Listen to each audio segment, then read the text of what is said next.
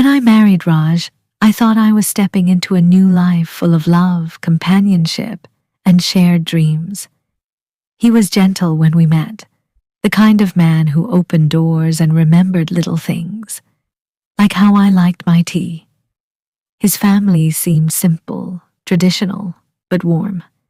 His mother, Shantadevi, was especially welcoming at first, calling me Bahu with a smile and telling me I was like the daughter she never had. But I quickly learned that words can lie. Everything began to change just days after our wedding. My bangles weren't the right kind. I spoke too softly, or sometimes too loudly.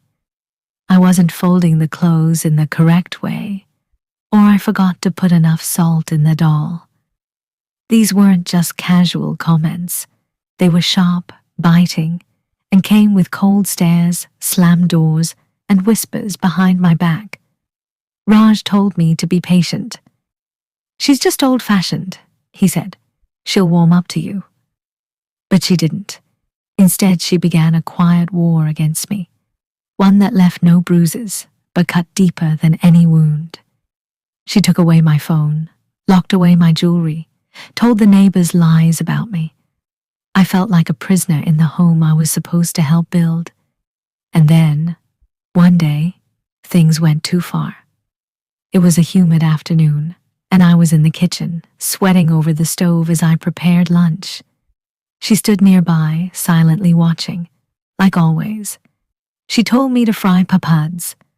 I was about to when she suddenly accused me of being careless, said I had disrespected her by not ironing her palu the night before. I tried to explain, but before I could finish, she grabbed my hand and shoved it toward the hot pan.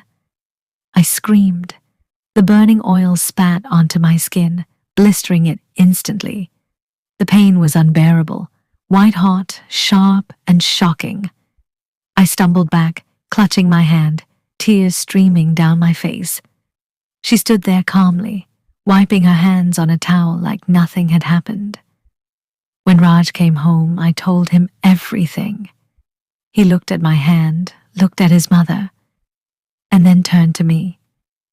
"You must have slipped," he said. That night, I cried alone in the bathroom. I cried not just for the pain in my hand, but for the pain in my heart. The betrayal, the silence, the fear of being trapped forever. But something inside me changed that day. The next morning, I didn't make tea. I didn't bow my head. I took pictures of the burn. I called a helpline I'd saved months ago. Quietly, secretly.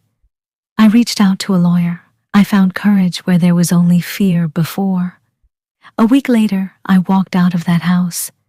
I walked out with a scar on my hand, yes, but with strength in my spine.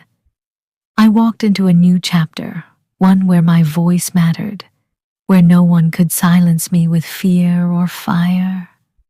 And every time I look at the scar, I don't see pain anymore. I see survival.